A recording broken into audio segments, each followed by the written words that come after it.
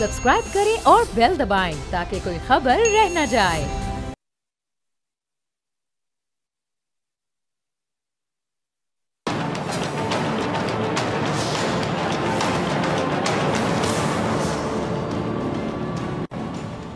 अस्सलाम वालेकुम, मैं हूं डॉक्टर फ़िज़ा खान और मैं हूं पाकिस्तान। इस्लामाबाद में अच्छी खासी ठंड के बावजूद सियासी पारा गिरने का नाम नहीं ले रहा, बल्कि पीटीआई से मुज़ाकरात के खात्मे के बाद इसमें मजीद इजाफे की तवक्को की जा रही है।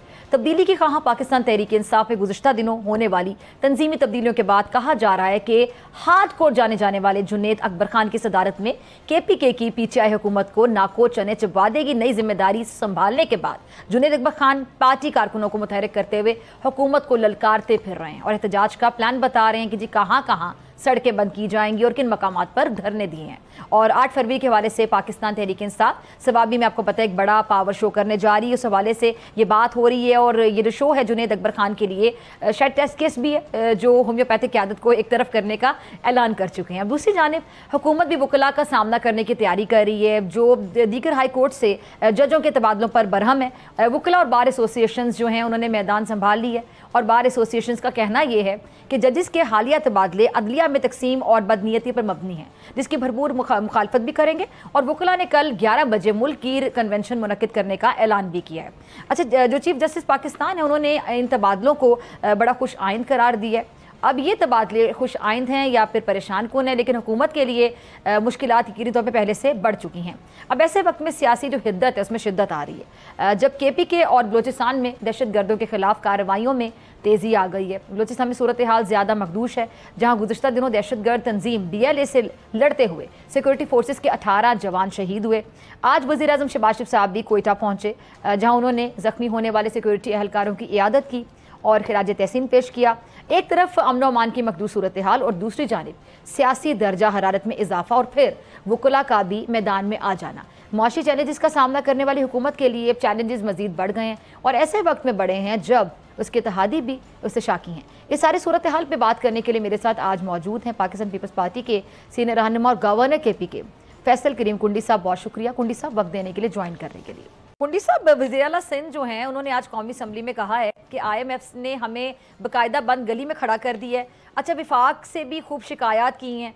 अब सवाल ये पैदा होता है कि फिर हुकूमत को आप लोगों की तरफ से सपोर्ट क्यों है? बिस्मिल्लाहिर्रहमानिर्रहीम। देखें, अगर CM सिंध ने आज स्पीच की है अपनी सूबाई असम्बली में और उन्होंने अगर कुछ खदशात का इजहार किया वफाक से, तो वफाक का ये काम है कि उनके खदशात को दूर किया जाए। आप चाहती हैं कि नहीं वो ऐलान कर दें कि जी हम हुकूमत के इतिहाद से अलहदा हो गए हैं और हम साइड पे बैठ गए। नहीं, मैं ऐसा बिल्कुल नहीं चाहती। पॉलिटिक्स नहीं है, पॉलिटिक्स ये है नहीं, मेरी एक राय है। जी जी। देखिए, पॉलिटिक्स ये है कि अगर सूबे का चीफ एग्जीक्यूटिव उसको कोई खदशात हैं, अगर पंजाब या सिंध या किसी और सूबे के वफाक से खुद खदशात हैं, तो एक अच्छी बात है, एक फोरम है उनका सूबाई असम्बली पर प्रेशर होता है अपने पार्लियामेंटेरियंस का कि उनके मसाइल हल हों, सूबे के मसाइल हल हों, तो उनको बताना चाह रहे होंगे कि जी हमने वफाक से पिकअप की है, वफाक ने इसको संजीदा नहीं लिया है और इस चीज़ को संजीदा लेना चाहिए। तो मैं समझता हूँ कि कोई ऐसी चीज़ें और हमारे कोई ऐसे वफाक के साथ कोई ऐसे हालात इतने ख़राब नहीं है कि हम उनके साथ वर्किंग रिलेशन में नहीं है, तो हम बैठ के मसले का हल मैं समझता हूँ कि वफाक उस चीज़ का निकाल सकते हैं। अच्छा, लेकिन कुंडी साहब, बहुत से लोगों की राय के मुताबिक एक किस्म इमोशनल ब्लैकमेलिंग कहलवाती है और बार बार पीपल्स पार्टी इस तरह की कोई ना कोई राय दे के, इस तरह का कोई ना कोई बयान दे के अपनी इंपॉर्टेंस वाज़े करना चाहती है और इसके अलावा भी बहुत सी बातें की जाती हैं। देखें, हर किसी की अपनी राय है। आप अपनी राय रखती हैं, मैं अपना राय रखता हूँ, कोई और जो है वो अपनी राय रखते हैं और इम्पोर्टेंस देखें ऐसी बात नहीं है।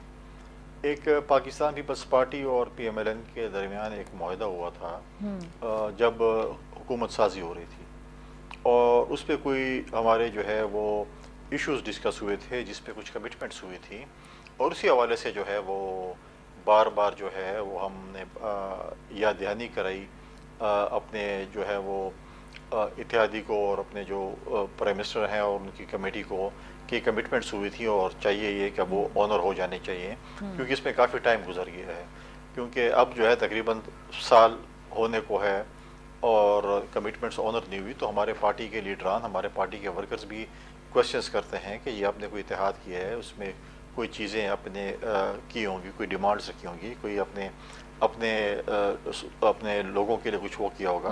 तो उस हवाले से जब वो क्वेश्चन करते हैं तो देखें, जब आपको कोई डिमांड या कोई चीज़ें पूरी नहीं होती तो आपके पास जवाब नहीं होता।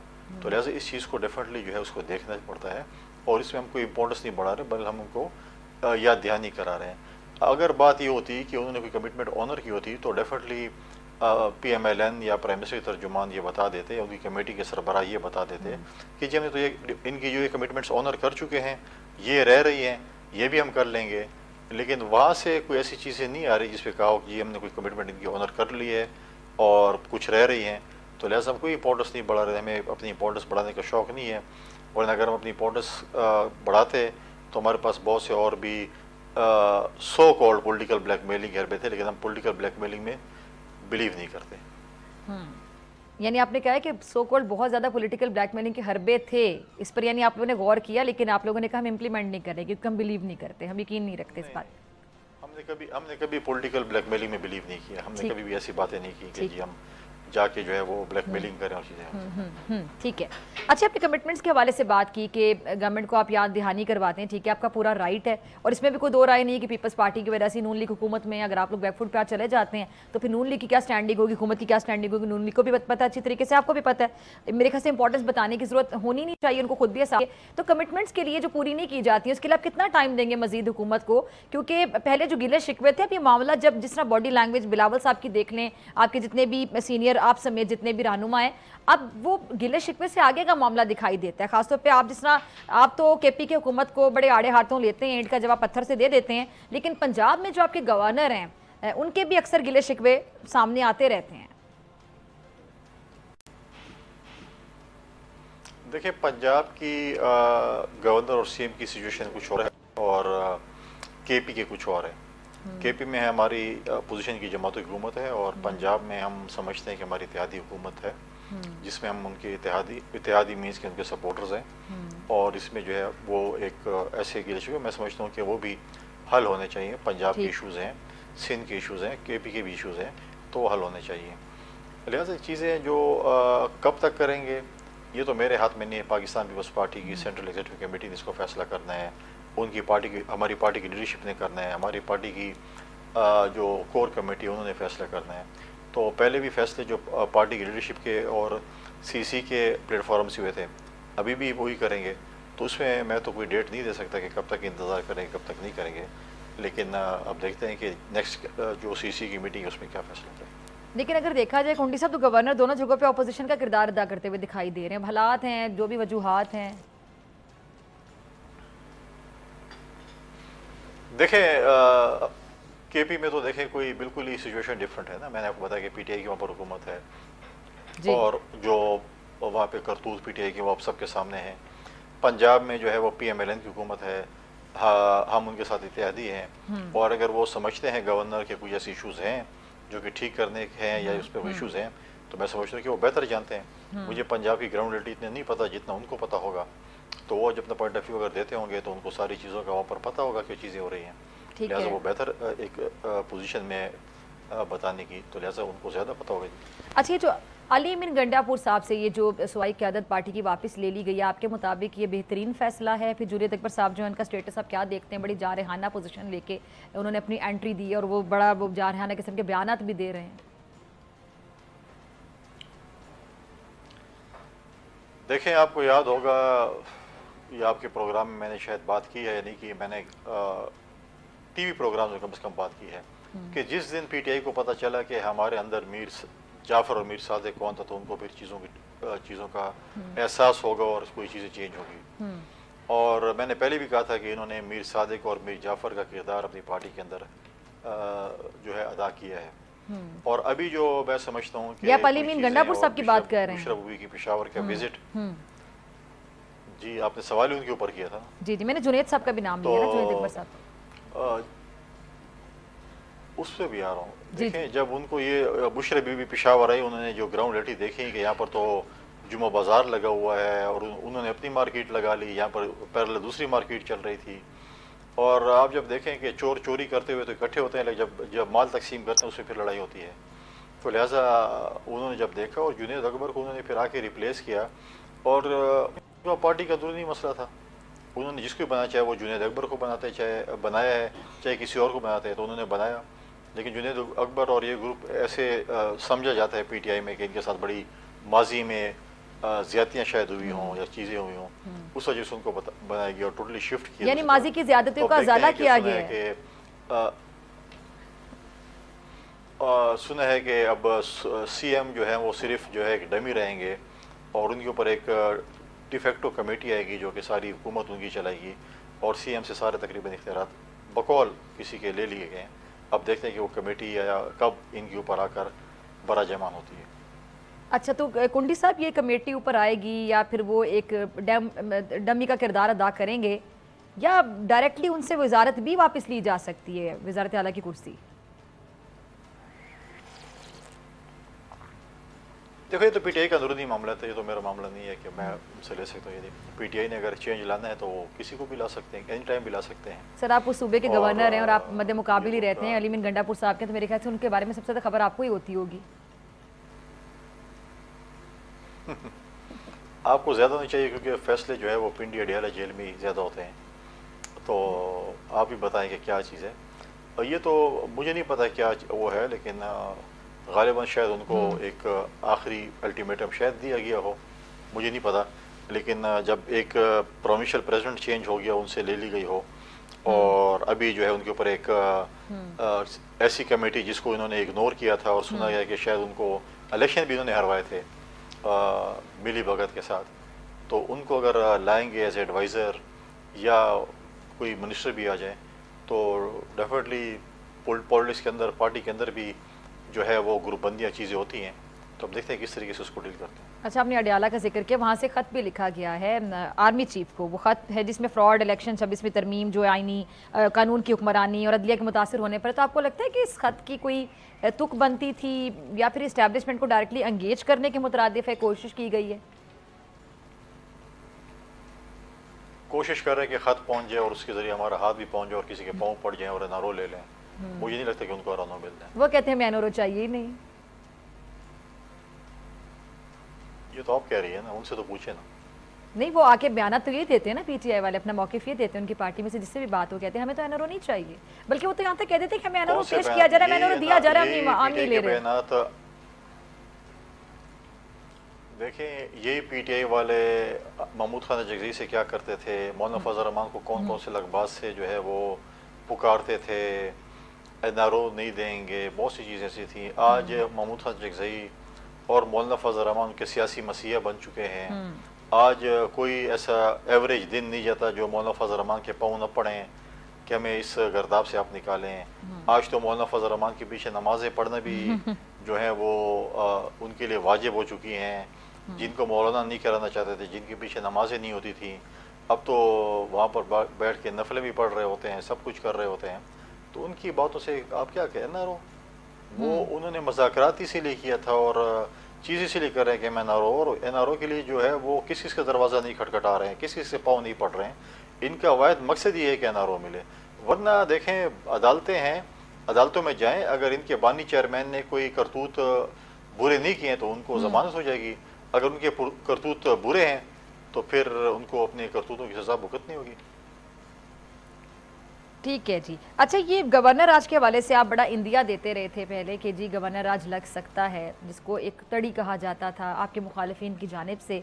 बहरहाल मेरे प्रोग्राम में आपने, जब भी मैंने आपसे इस बारे में बात की, तो आपने कहा कि गवर्नर राज लगाना इनको सियासी शहीद बनाने के मुतरादिफ होगा। ये अपनी परफॉर्मेंस की वजह से खुद ही एक्सपोज होंगे, ये पीटीआई वाले, केपी के हुकूमत वाले। और अलीमीन गंडापुर साहब को जिस तरह उनसे जिम्मेदारियाँ ले ली गई सूबाई क़यादत की, और अब जिस तरह आप खबर दे रहे हैं कि जी वजारत आला की कुर्सी पर वो रहें या ना रहें, एक ही बराबर होगा, डमी का किरदार अदा करेंगे, कंट्रोल उनको किया जाएगा। तो ये आपको लगता है कि बाकी आपकी जो प्रोडिक्शन है वो सही साबित हो गई कि अपने काम से केपी की हुकूमत एक्सपोज हो रही है? अलीमीन गंडापुर साहब की एग्जाम्पल, जुनैद अकबर साहब का आना, ये बहुत बड़ी एग्जाम्पल है, या फिर अभी भी गवर्नर राज लग सकता है? देखें, गवर्नर राज की अपने एक, देखें आइन में एक आपके पास शिक्त मौजूद है, लेकिन इस वक्त ऐसा सिचुएशन नहीं है जिस पे आप गवर्नर राज कह सकते कि लग सकते हैं। दूसरी बात यह है कि वो उनको ऐसी जो है वो मेरा फोबिया हुआ है सीएम साहब को, उनको जो है ना रात को भी गवर्नर हाउस नज़र आता है, ख्वाब में भी नज़र आता है, चीज़ें वो और चीज़ें। बात यह है, मैंने कहा एक्सपोज होंगे। आज मुझे बताएं कि बल्दियाती इदारों के नुमाइंदगान रोडों पे अपने हक के लिए 3 साल हो गए, उनको 1 टके का फ़ंड नहीं मिला और इन्होंने कहा था कि डायरेक्ट फाइनेंस के ज़रिए इनको फ़ंड्स मिलेंगे। आज असातिज़ा कराम जो हैं वो रोडों पे हैं। आज TMAs की ये पोजीशन है, 20 साल हो गए हैं खैबर पख्तूनख्वा की TMAs का कोई ऑडिट नहीं हुआ। आप सिंध को बड़ा बुरा भला कहते हैं ना, सिंध में अगर आप जब ऑडिट आ जाए उसकी ओवरसाइट अगर विदिन 60 डेज ना हो तो directly public account committee of the provincial assembly में चला जाता है, वो उनकी ओवरसाइट करते हैं। यहाँ पर 20 साल हो गए कोई ऑडिट की ओवरसाइट नहीं हुई केपी में। किसानों के साथ जो जुल्म किया वो भी आपके सामने है। सबसे बड़ा जुल्म लोगों के चूल्हे ठंडे किए हैं। सियासी हुकूमत का काम होता है लोगों को रोज़गार देना, ये हमेशा रोज़गार खींचते हैं। 20,000 मुलाजमीन को इन्होंने एक बिल पास किया असम्बली में कि 20,000 मुलाजमीन को आप नौकरी से निकाल लें जो कि निगरान हुकूमत भर्ती हुए थे। ठीक है, आप निकाल दें। पहली बात तो है कि आप निकालना जो है मैं समझता हूँ बहुत बड़ा जुर्म है। आप किसी के घर का चूल्हा ठंडा कर रहे हैं, किसी से आप रोटी के निवाले बच्चों से छीन रहे हैं। लेकिन जब अगर गलत भर्ती हुई है तो जिन सेक्रेटरियों ने, जिन ब्यूरोक्रेट्स ने उनको भर्ती किया था, क्या उनको सज़ा मिली है? उनको सज़ा नहीं मिली कि उन्होंने अच्छा काम किया है, लेकिन सज़ा उनको मिल रही है जिनको आपने भर्ती किया है। हक तो पहले ये बनता है कि आप उन लोगों को सज़ाएं दें जिन्होंने गलत भर्ती किया है ताकि वो फ्यूचर में न करें। लेकिन वो लोग तो आज भी उन्हीं सीटों पे हैं। अगर वो एक डिपार्टमेंट में नहीं है तो दूसरे डिपार्टमेंट में मौजूद हैं। उन्होंने कर लिए हैं, अच्छा किया बुरा किया, लेकिन सज़ा उनको मिल रही है कि जो गरीब लोग हैं, जो गरीब तबके के लोग हैं, जो सरकारी मुलाजमीन हैं, उनको तो पहले दे जिन्होंने इनको जो है गलत तरीके से भर्ती किया बकौल आपके। मैं समझता हूँ कि नहीं, चाहे वो जिस जमात से भी ताल्लुक़ रखते हैं, चाहे जो भी हैं, इनको रोज़गार देना चाहिए। पाकिस्तान पीपल्स पार्टी हमेशा लोगों को जो है रोज़गार देने वाली जमात है और इसके लिए हमारे पार्टी लीडरशिप ने, कई हमारे लीडर लोगों को रोज़गार देने के मद में जो है वो जेल भी चले गए हैं, लेकिन हमारा हमेशा यही रहा है कि हम लोगों को रोज़गार देंगे। गावाना KP के मेरे साथ मौजूद हैं, आपसे मुलाकात होगी शॉर्ट ब्रेक के बाद।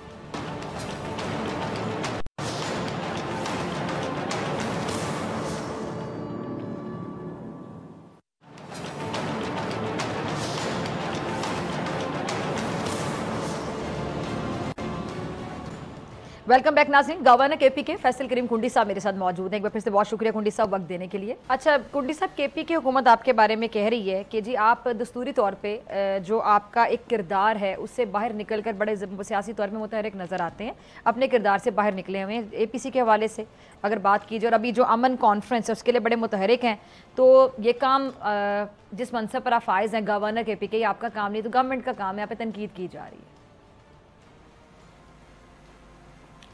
करें, मुझे बड़ी खुशी महसूस होती है जब उनको मेरा ख्याल आता है। अगर एक नालायक निकम्मी हुकूमत हो जो अपने ज़िले में अमन कायम न कर सके, जो अपने सूबे में अमन कायम न कर सके, जिन्होंने अपना सूबा मिलिटेंट्स के हवाले कर दिया हो और उसको ठेके पे दे दिया हो, जो काम मेरा था तो इन्होंने क्यों नहीं किया। जब मैंने ऐलान किया कि मैंने कुरम जाना है तो एक दिन पहले भागते भागते CM साहब पहुँच गए कोहाट, लेकिन मैं तो पार्टी का जिरगा लेके गया था। मैंने मुख्तलिफ पॉलिटिकल पार्टी से रिक्वेस्ट की थी, उनकी सूबाई लीडरशिप, किसी की मरकज़ी लीडरशिप मेरे साथ कोहाट गई जिरगे में। फिर हमने ऑल पार्टीज कॉन्फ्रेंस बुलाई जिसमें माइनस PTI जो कि इंतशार चाहती है, जो कि अमन नहीं चाहती है, जो कि तरक्की नहीं चाहती है, हमेशा बर्बादी चाहती है, वो नहीं। बाकी सारी जमातें, मैं उनको भी मशकूर हूँ, लेकिन बात यह कि इन्होंने तो नहीं किया ना, मैंने किया ना। ये तो इनकी जिम्मेवारी थी, क्यों नहीं किया इन्होंने? ये पहले तो बताया ना, किया क्यों नहीं इन्होंने। अगर आज वो कह रहे हैं कि हम, मैं तो बाकी भी करूँगा। ये सिर्फ जो है वो कहते नहीं है कि सिर्फ ये डंडोरा पीटेंगे, बाकी कुछ नहीं कर सकते। मैं जो कुछ करना चाहूँ मैं करूँगा। मैं एक जमहूरी जो है मुल्क में रहता हूँ, आइन के उसको हूँ, मैं एक रियासत का नुमाइंदा हूँ और आइन में जो चीज़ है मैं आइन के मुताबिक करूँगा। मैं अपना सूबा इनके हवाले करके और इन नालायों के हवाले करके ये नहीं चाहता कि मेरा सूबा तबाह बर्बाद हो। हम हमेशा तनकीद बराए इस्लाह करेंगे। आज अगर कहते हैं कि अगर किसानों पे टैक्स लग रहा है, जुल्म कर रहे हैं, हम उनको बोलें कि आप जुल्म न करें, क्या जुल्म करते रहें? क्या अगर बल्दियाती इदारों के नुमाइंदों को फंड्स नहीं मिल रहा, उनके साथ ज्यादती करें तो हम क्या बोले, ज्यादती करते थे? अगर जो है ताजरों के साथ जो कुछ हो रहा है, किसानों को बर्बाद किया जा रहा है, आज जो हमारे टीचर्स हैं जिन्होंने अपनी मुस्तकबिल बनाना है, अपने बच्चों को पढ़ाना है, वो आज रोडों पर अपनी तनख्वाहों के लिए हैं, तो हम क्या बोले करें? सारा इनका वन पॉइंट एजेंडा है कि सिर्फ हमने पैसे कैसे कमाने हैं, करप्शन कैसे करनी है, कहाँ से क्या लूट मार करना है। बाकी इनका कोई भी जो है कोई मैनिफेस्टो नहीं है। जब मैं इसे सवाल करता हूँ कि आपको 500 अरब रुपए वफाक ने दिए वॉर ऑन टेरर में, आपने अयाशियों की नज़र कर ली, किधर है वो पैसे? पहले तो मान नहीं रहे थे कि हमारे पास हैं, अब आए बाएं शाएं कर रहे हैं कि हमने इधर खर्च कर दिए, उधर खर्च कर दिए। 500 अरब रुपये मेरे पुलिस के नौजवानों के इन्होंने खा लिए हैं। हक तो ये था कि मेरी पुलिस इक्विप्ड होती, उनके पास इक्विपमेंट्स होती, उनके पास गैजेट्स होते, उनके पास बुलेट प्रूफ गाड़ियाँ होती, उनके पास वेल इक्विप्ड हथियार होते इनके पास, खाएँ। बाकी सूबों के बराबर ज़्यादा ना तो बराबर तो होती, कुछ भी नहीं है। इनको अगर एक चीज़ है कि बस हम पैसे किसी का है, इन्होंने नाकाबंदियाँ की हुई हैं, वो दहशतगर्दों के लिए नहीं की, उन लोगों के लिए किया जो फाइलें लेके सेक्टरों के पास जाते हैं और चेक करते हैं। नहीं तो आप ये जो बातें कर रहे हैं, आप बड़े आप पॉइंट्स रेज कर रहे हैं गुड्डी साहब, क्या आप इस बारे में पीटीआई के साथ फेस टू फेस डिबेट करने के लिए तैयार हैं? मैं हर फोरम पे आप सीएम को बुलाएं अपने स्टूडियो में, और मैं हर फोरम पे बैठने को तैयार हूँ। ये जब आर्मी चीफ साहब आए थे उस वक्त भी वॉकआउट कर गए थे, क्योंकि इनके पास जवाब नहीं था। और हमेशा बुज़दिल बंदे का काम है मैदान छोड़ के भागना। मैं आज चैलेंज करता हूँ, बुला लें किसी प्रोग्राम में, नहीं आएंगे, भागेंगे। आप सीएम केपीके को चैलेंज कर रहे हैं कि उनको बुला लिया जाए आपके साथ और फेस टू फेस डिबेट करवा ली जाए, और आप साथ ही कह रहे हैं कि वो डरपोक है, वो नहीं आएंगे। जब ये खबर चलाएंगी फिर उनका वो कोई बंदा नौकरी पक्की करने के लिए बयान दे देगा, जी मैं सीएम क्या, मैं हाजिर हूँ करने के लिए फलाना। और आप जिस दिन सीएम को बुलाएंगे मुझे जगह बता दें और टाइम बता दें, मैं पहुंच जाऊंगा। चले, हमारा फोरम तो हाजिर है, और जब आना चाहें सीएम साहब ज़रूर आएँ, और आपके साथ हम उनका मुनाजरा, उनकी डिबेट करवा देते हैं इस टॉपिक पे। और जिस तरह कि आप खुद ही उनको दावत दे रहे हैं कि जी आप उनसे डिबेट करने के लिए तैयार हैं। अच्छा, और साथ आपको ये भी पता है कि वो डिबेट नहीं करेंगे, वो भाग जाएंगे। तो मैं हर जगह बैठ जी हमेशा जिसके पास अपने उसको क्या नाम है, उसके पास सबूत ना हो, उनके पास दलाइल ना हो, जो हमेशा करप्शन कर रहे हो, लूट मार कर रहे हो, तो वो क्या आपके पास दलाइल देंगे मैं पैसे कहाँ किए, फंड क्या किए। जिन्होंने 20 साल अभी तक अपना टीएमएस की ऑडिट की ओवरसाइट नहीं की हो, तो इसका मतलब है उसमें उन्होंने करप्शन किया जो ओवरसाइट नहीं कर रहे हैं। ठीक है। अच्छा जी कुंडी साहब, ये अभी आपने टीचर्स का भी जिक्र किया, आपके रोल के हवाले से मैं बात करी थी, तो इधर से आप उनको चैलेंजेस कर रहे हैं हुकूमत को, और वो फिर आपके पीछे पड़े हुए हैं, ईंट का जवाब पत्थर से देने वाली बात। आपका रोल कम किया जा रहा है, जैसे कि जब ये जामिया आते हैं उसके अब चांसलर नहीं रहे हैं, गवर्नर चांसलर होता है, ये क्या मामला हो रहा है आपके साथ वहाँ? थोड़ा सब्र करें, अभी इश्क के इम्तिहान और भी है, मैं अकेले इनके लिए काफी हूँ, बहुत सी और चीजें हैं, फिक्र ना करें, मैं इनको इतनी आसानी से जो है ना नहीं। चलिए इस पे आप इसका क्या मौकिफ आपका वैसे इस पे क्या है, क्यों ये आपका किरदार कम करती चली जा रही है? सुबह तबाह नहीं होने दूंगा। लेकिन गुंडी साहब असेंबली अभी जो आपके साथ कर रही है, इस पे आपका क्या एक मौकिफ? मैं इनके असाब पे सवार हूँ, फिक्र ना करें। बहुत से और भी, मैंने कहा ना इश्क के इम्तिहान और भी हैं, क्या क्या करेंगे, फिक्र ना करें, थोड़ा सा सब्र करें, सुकून करें, सब कुछ ठीक हो जाएगा। बड़ा वैसे खौफनाक किस्म का इश्क है आपका और अली मीन गंडापुर साहब का। इश्क हमेशा खौफनाक ही होते हैं। अच्छा जी, अब ये जुनेद साहब जो, इनका किरदार आप कैसा देखते हैं? आपको लगता है कि जो जिम्मेदारियां आप जुनेद अकबर खान साहब को सौंपी गई हैं अली मीन गंडापुर साहब से लेकर, जाहिर बात है इन दोनों की पहले भी आपको पता है कॉन्फ्लिक्ट थी, नहीं बनती थी दोनों की, अब उसी सूबे के हैं तो वो वजीर आला ही, इख्तियारात उन्हीं के पास होंगे। आप चाहे आगे की खबर बता रहे हैं, प्रेडिक्शन या जो खबर अभी गर्दिश कर रही है कि ये डमी का किरदार अदा करेंगे, इनको कंट्रोल किया जाएगा, लेकिन बहरहाल सीएम केपी के तो अली मीन गंडापुर साहब ही हैं। तो फिर ये जब जुनेद अकबर साहब अपने इख्तियारात इस्तेमाल करना चाहेंगे, जिस तरह अक्सर एहतजाज के लिए इस्लामाबाद की तरफ रुख किया जाता है, तो अपनी पार्टी का सीएम क्या इनको इख्तियारात इस्तेमाल करने देगा या इनके लिए खुद ही रुकावट बन जाया करेंगे? देखिए, इंटरनली तो वो नहीं चाहेंगे कि उनके नए जो प्रोविंशियल प्रेसिडेंट कामयाब हो, हमेशा रोड़े अटकाएंगे भी सही और कोशिश करेंगे कि वो कामयाब ना हो, नाकाम हो, और फिर कहें देखें मैंने क्या किया था और इन्होंने क्या किया। पार्टी का इंटरनल अफेयर है, कामयाब होने देते हैं नहीं होने देते हैं, उनकी अपनी मर्जी है। 8 तारीख को उन्होंने कॉल दी है अपने सूबे को बंद करने के लिए। सूबे बंद करेंगे तो किसको नुकसान होगा? अपने सूबे को ही नुकसान होगा ना, वफा को क्या नुकसान होगा? तो लिहाजा अब देखते हैं क्या होता है क्या नहीं होता। अच्छा, आप इनकी हुकूमत वैसे तनकीद करें, लेकिन वो एक क्रेडिट जरूर ले लें कि जो कुरम का जो मसला है वो हल करने में पीटीआई गवर्नमेंट का ही किरदार है।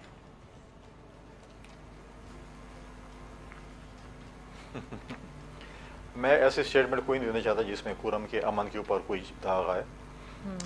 अगर इनका किरदार होता तो अक्टूबर से जो चीज़ें शुरू थी वो जो है आज यहाँ तक न पहुँचती। कुरम में हमारे सिक्योरिटी फोर्सेस का बहुत एक अहम किरदार है, हमारे जो है लॉ फोर्स एजेंसी का एक बहुत किरदार है। वहाँ पर बैठे हुए हमारे जो नुमाइंदागान हैं, चाहे वो पॉलिटिकल हैं चाहे वो ब्यूरोक्रेट्स हैं, उनके बहुत अहम किरदार है। इनको तो ये भी पता नहीं था, जब मैंने ऐलान किया तो सीएम साहब दौड़ते दौड़ते जा रहे थे, और फिर चीज़ें जिस तरीके से इन्होंने वहाँ पर मिस हैंडल की, यहाँ तक बात पहुँची क्यों?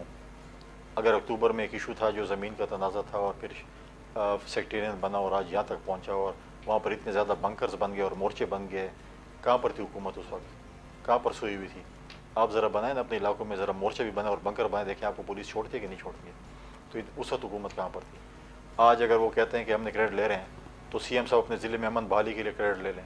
सीएम जाकर जनूबी अजला में जिस तरीके से है वहाँ पर जाकर कहें कि वहाँ पर जो है अमन अमान के लिए मीटिंग्स करें। आज तक इन्होंने अपनी सूबाई असम्बली के इजलास में कभी भी कैबिनेट मीटिंग में या सूबाई असम्बली के इजलास में 1 पॉइंट एजेंडा अमन अमान के लिए कोई मीटिंग नहीं की। जिस असम्बली में हमारे फ़ौज के ख़िलाफ़ करारदाद पास हों, जिस असम्बली में हमारे फ़ौज के ख़िलाफ़ बुरा भला कहा, उसके अल्फाज एक्सपांश ना हो, फिर वो कह रहे हैं कि हम अमन लेके आएंगे। ये तो इंतशार फैलाना चाहते थे। लेकिन मैं समझता हूँ कि जिस तरीके से सिक्योरिटी फोर्सेस आज भी लड़ रही हैं, आज भी आप देखें पोलियो की टीम के साथ हमारे पुलिस के नौजवान शहीद हुए।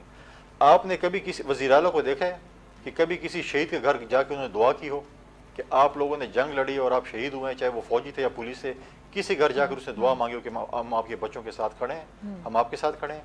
अपने हल्के डी खान में नहीं गए। मैं एक पुलिस वाले के शहीद के घर गया, उन्होंने कहा कि हॉस्पिटल में मेरा बेटा, उसके वालिद ने कहा कि 2 घंटे तक ऑपरेशन थिएटर में था और डॉक्टर्स नहीं आए। ये आपके सीएम के डिस्ट्रिक्ट हेडक्वार्टर हॉस्पिटल की पोजीशन है कि 2 घंटे तक वहाँ पर डॉक्टर्स नहीं थे ऑपरेट करने के लिए और वो शहीद हो चुका। तो वो तो दूर की बात है कि आज मुझे एक क्लिप बता दें कि वज़ीर आला साहब किसी शहीद के घर गए हो और उन्होंने वहाँ पर दुआ की हो कि हम आपके साथ खड़े हैं या आपको हम सहारा दे रहे हैं, आपके बच्चों के सर पे हम हाथ रख रहे हैं।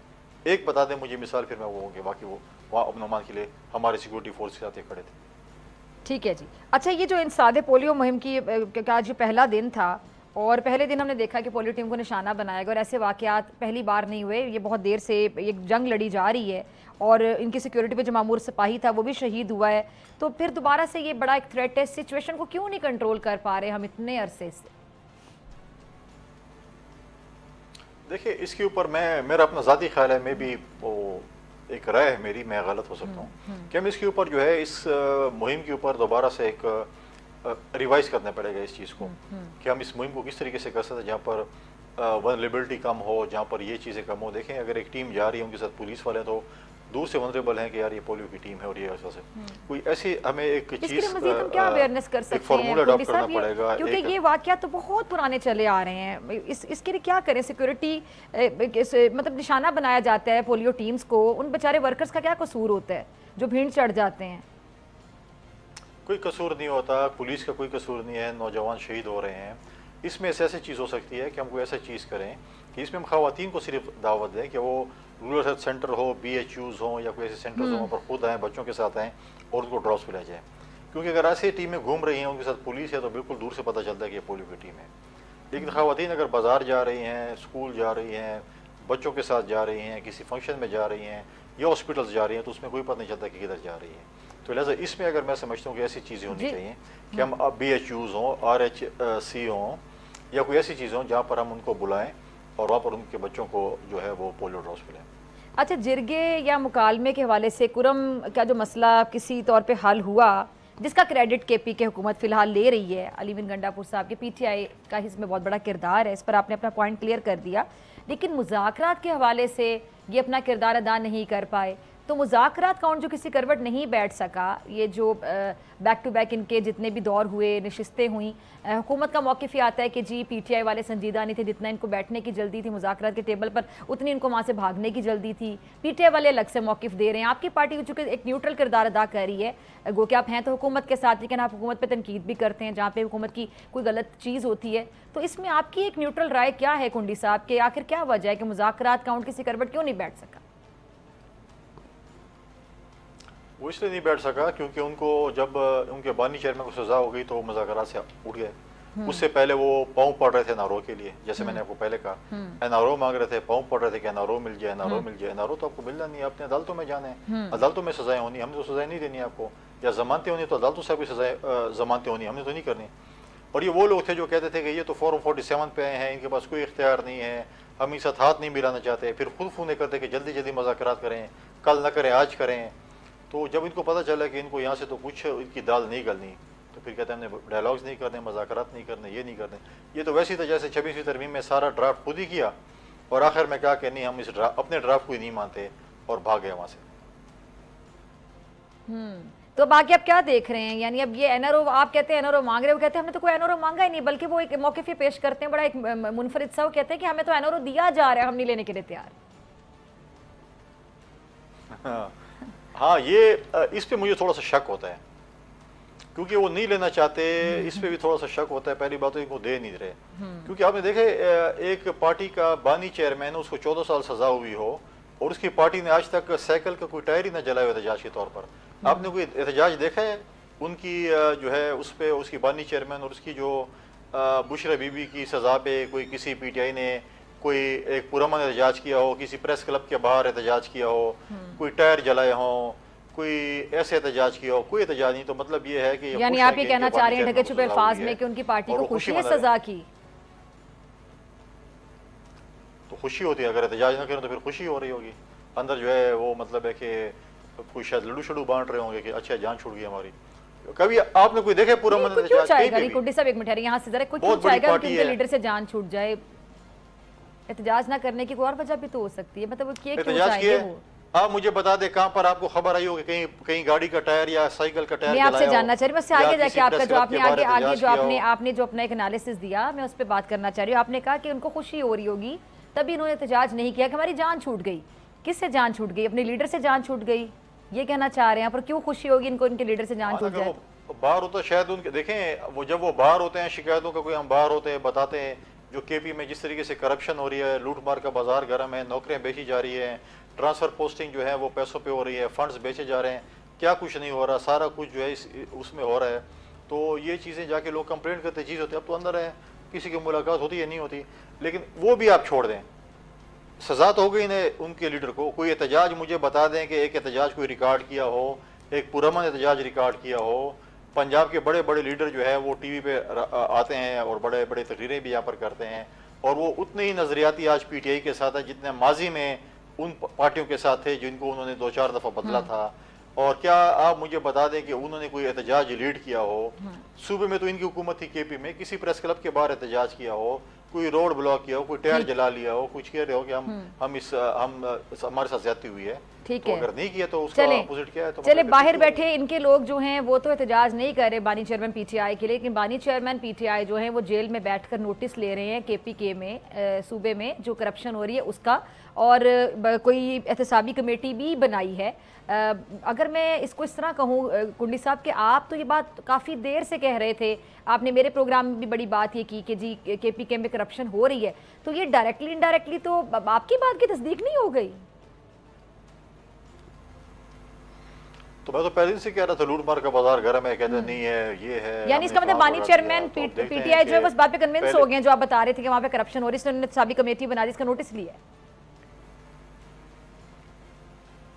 कन्विंस मेरी बात से हुए नहीं हुए उनको खुद पता चल रहा है, क्योंकि जो दास्तानें वहाँ से आ रही हैं, जिस तरीके से वहाँ पर करप्शन हो रही है, तो डेफिनेटली किसी ने बताया होगा कि जी वहाँ पर तो ये दुकानें लगी हुई हैं, ये रेट्स पे चीज़ें हैं। अब आई डोंट नो कि कमेटी कमीशन जो है उन्होंने कौन सा बनाया है, ऐसे ना हो चोरों को पकड़ने के लिए डाकों को ऊपर बिठा दें। अच्छा, क्या अप्रिशिएट करेंगे आप उनके इस अमल को कि उन्होंने इस चीज़ को सीरियस लिया, संजीदगी से लिया और सख्त नोटिस लिया और इस पे एहतसाबी कमेटी बनाई? नहीं, मैं समझता हूँ कि इन डिपार्टमेंट्स की अगर थर्ड पार्टी ऑडिट हो और प्रॉपरली हो, जैसे मैंने टीएमएस की बात की है, 20 साल से अगर उनकी ऑडिट की ओवरसाइट नहीं हुई है, अगर वो हो और थर्ड पार्टी ऑडिट करे जो कि न्यूट्रल पार्टी हो, तो फिर है। अगर एक पार्टी के नुमाइंदे के ऊपर उसी पार्टी का नुमाइंदा बैठ जाए तो फिर आप मुझे बताएं कि वो क्या उसको अपनी पार्टी वाले को बोला कि आपने करप्शन किया या आपने वो किए। यानी आप अप्रिशिएट नहीं करेंगे, आपका कहने का मतलब है कि यूजलेस है, इसका कोई फायदा नहीं। अगर थर्ड पार्टी ऑडिट कराएं, ठीक है ना, थर्ड पार्टी ऑडिट नहीं होगा तो यूजलेस है ना, कोई फायदा नहीं। क्या नहीं हुआ तो फिर आप चोरों के ऊपर डाकू बिठा दें, फिर क्या फायदा हो गया? ठीक है जी, चलें। कुंडी साहब बहुत शुक्रिया आपके वक्त के लिए। नाज़रीन इसी के साथ मुझे दीजिए इजाज़त, आपसे मुलाकात कल सेम टाइम सेम चैनल। अगर ज़िंदगी ने वफा की, दुआओं में याद रखिएगा, अपना बहुत ख्याल रखिएगा। अल्लाह ने के बाद।